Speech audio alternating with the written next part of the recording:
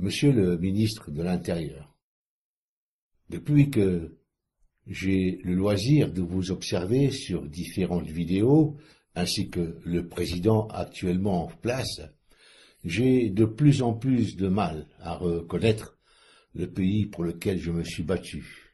Vos propos, vos décisions, ainsi que vos attitudes paraissent hors de propos, hors contexte, et surtout, ils semblent aller à l'encontre des besoins réalistes des habitants de ce pays. Il semble que ce gouvernement vive dans une réalité différente, peut-être une réalité calquée sur Tel Aviv ou Jérusalem, ou encore dictée par des planches, lors de tenues de loge. Que vous soyez attaché à une communauté israélite, vous en avez le droit, bien entendu, et certainement le devoir au regard de votre carte du monde et de vos intérêts particuliers. Personne ne conteste cela. Cependant, sachez, et cela ne vous a certainement pas échappé, que de plus en plus de citoyens sont exacerbés par vos propos, votre obstination à soutenir une communauté qui prend graduellement plus de place dans l'appareil d'État, dans les médias, dans l'ensemble des systèmes importants et qui se révèle dans l'esprit populaire comme ayant plus de droits que les autres communautés, y compris les Français de souche.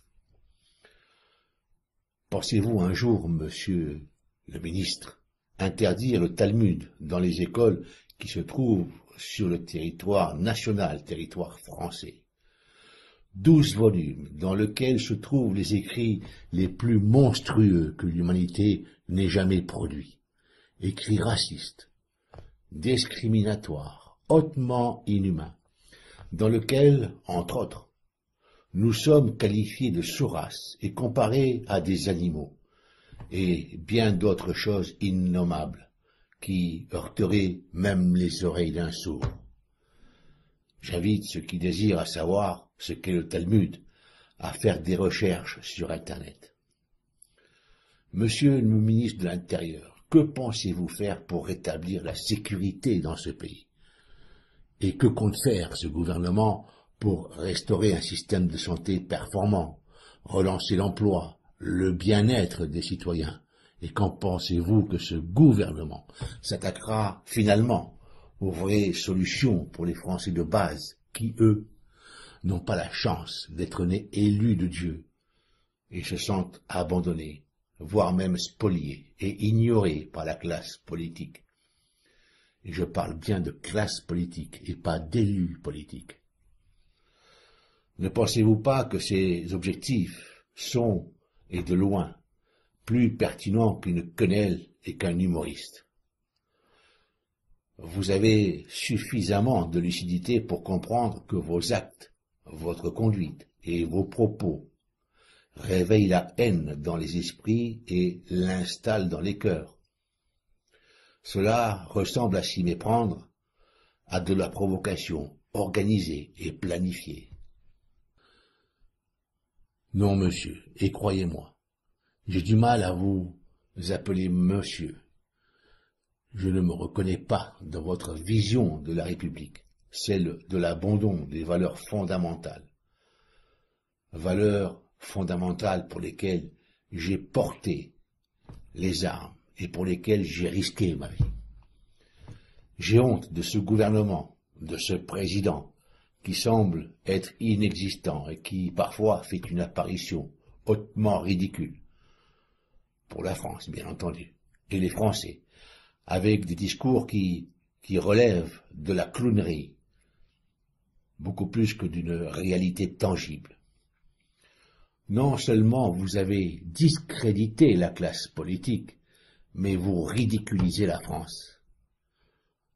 Vous sous-estimez et vous mésestimez les réactivités possibles d'un peuple que l'on tente de soumettre par la force, par le mensonge, par la peur. Monsieur, vous avez écrit par vos actes, vos paroles et vos décisions inappropriées la suite de votre carrière politique et celle de vos acolytes, dans un cadre particulier, celui du désordre, de la haine raciale, et probablement serez-vous à l'origine d'une grave fracture sociale et peut-être d'un conflit entre les communautés vivant sur ce territoire. En voulant protéger, ou peut-être devrais-je dire en cautionnant, les demandes très appuyées d'une communauté particulière qui prend dans les esprits des citoyens de ce pays la liberté de juger la façon de penser des Français de souche et semble vouloir dicter par un autoritarisme forcené une manière de penser à ces mêmes Français. Cela relève d'une occupation spatiale et psychologique hégémonique. Cette communauté, par son intervention répétée, par sa présence envahissante des médias qu'elle occupe abondamment, ces personnages se sont singularisés eux-mêmes comme responsables de situations inacceptables. De plus, par votre conduite inappropriée, vous en avez fait des cibles désignées, à tort ou à raison. Toujours est-il que c'est comme cela que le vivent les couches populaires. Il ne fait aucun doute à présent que ce pouvoir est l'instrument d'une puissance étrangère. Redonnez le pouvoir au peuple de France, qui jugera de vos actes. Si vous ne le faites pas, il est possible que ce peuple, que vous ignorez, que vous mésestimez, sur lequel vous avez lancé vos forces de l'ordre, reprenne ce pouvoir par des moyens populaires libératoires. Vous vous êtes acharné sur un humoriste avec l'appareil d'État, le pot de terre contre le pot de fer, et vous dites que la République a gagné. C'est votre ego qui est probablement satisfait, et vous avez surtout satisfait le sionisme. Cependant, vous en ressortez diminué et avili, et la République vient de perdre sa fiabilité et son âme. Par vos propos et vos actes, et ceux de ce gouvernement et du président actuel, la République française a perdu sa liberté, sa crédibilité, sa force et sa sagesse. J'ai connu la période de ce grand monsieur qu'était le général de Gaulle. Croyez-moi, aucun de vous ne lui arriverait aux chevilles. Ce tact ostentatoire envers un humoriste ne vous honore pas, il vous discrédite, et avec vous ce gouvernement fantoche est totalement déprécié. Merci, vous avez confirmé votre incapacité et l'inaptitude de ce gouvernement qui a une idée très particulière, en décalage avec les souhaits de la majorité du peuple. Monsieur, vous êtes un ministre parmi d'autres, et vous passerez comme les autres. Vous êtes au service du peuple. Votre devoir, c'est l'administration dans votre secteur d'activité.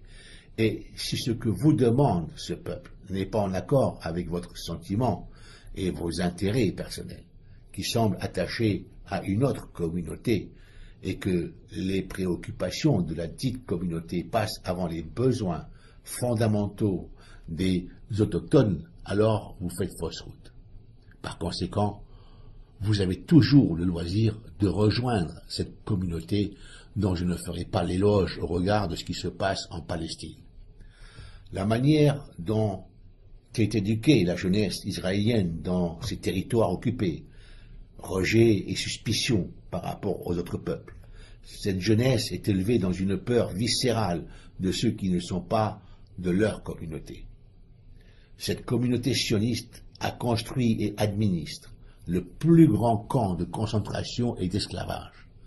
Assassinat, torture, atteinte aux droits de l'homme, et j'en passe.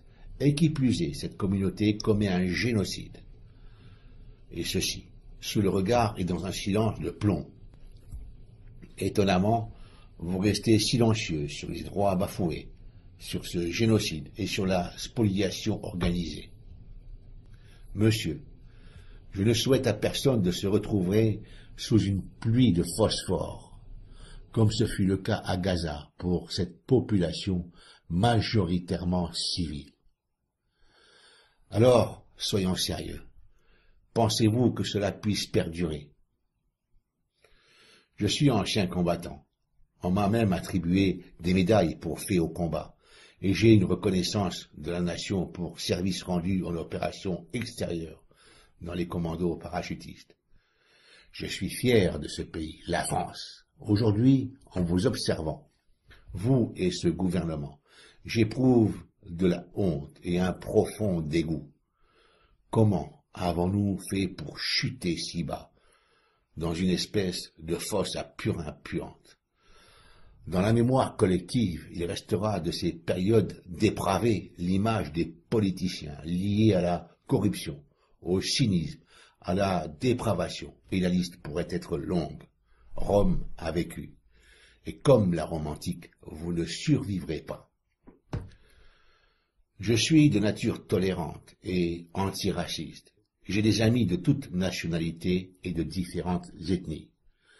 Je ne me laisserai pas emporter dans le piège haineux et destructeur. Je laisse ça à ceux qui en vivent et qui en font commerce et qui alimentent la haine envers leurs prochains, qui poussent à aller bombarder d'autres peuples avec de l'armement français, et ceci par médias utilisés à profit unique, et d'autres outils de propagande mis à disposition pour destruction de masse et déstabilisation de société. Vous impliquez nos soldats dans des conflits pour lesquels le peuple n'y trouve aucun intérêt. L'argent ainsi dépensé et les vies perdues pourraient être utilisés pour agir efficacement afin de solutionner quelques problèmes dans ce pays plutôt que servir à détruire d'autres pays ou systèmes au profit d'objectifs probablement nauséabonds. Continuez à soulever haine et violence dans vos propos et vos attitudes. Vous renforcez ainsi la volonté du peuple français pour vous dévisser de votre socle. Je suis à la retraite et je préférerais couler des jours paisibles justement acquis. Cependant, le pays court un grave péril. Il est temps d'ouvrir les yeux. Le pays sera ce que nous en ferons. Les politiciens actuels utilisent le pouvoir pour leurs intérêts personnels.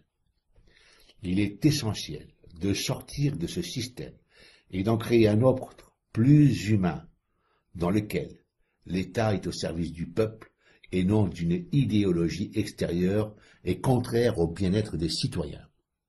Le loup est dans la bergerie. Boutons dehors les profiteurs. Le pouvoir au peuple de France. À ceux qui contesteront et qui critiqueront ce qui est exprimé dans cette vidéo, je dis, c'est ainsi que je le vis au plus profond de mon être, et j'exprime ce que je pense. Vous pouvez tenter de faire taire les personnes qui s'élèvent contre une dictature ou des idées néfastes, mais vous ne pouvez tuer l'esprit de liberté. Vive la France libre. Race d'aiglons, jamais vassale. L'aigle de Jupiter, placé devant les dieux, descendit sur la terre, faire des envieux. Race d'aiglons, pris la mal à lire, pris la mal à bien, Français de 20 ans, Français de 20 ans, de son masque dur, rit au ciel hardiment. Race d'aiglons, jamais vassal, monte sans peur vers le soleil, le seul pouvoir n'est qu'une escale, et ton royaume c'est le ciel. Contre l'ennemi qui t'assaille, ou le vent qui veut te dompter, dans le ciel au champ de bataille, tu auras toujours à lutter. Dans le cercle de France, bien des aigles sont morts, recueillent dans leur vaillance, le cœur palpite encore, race d'aiglons.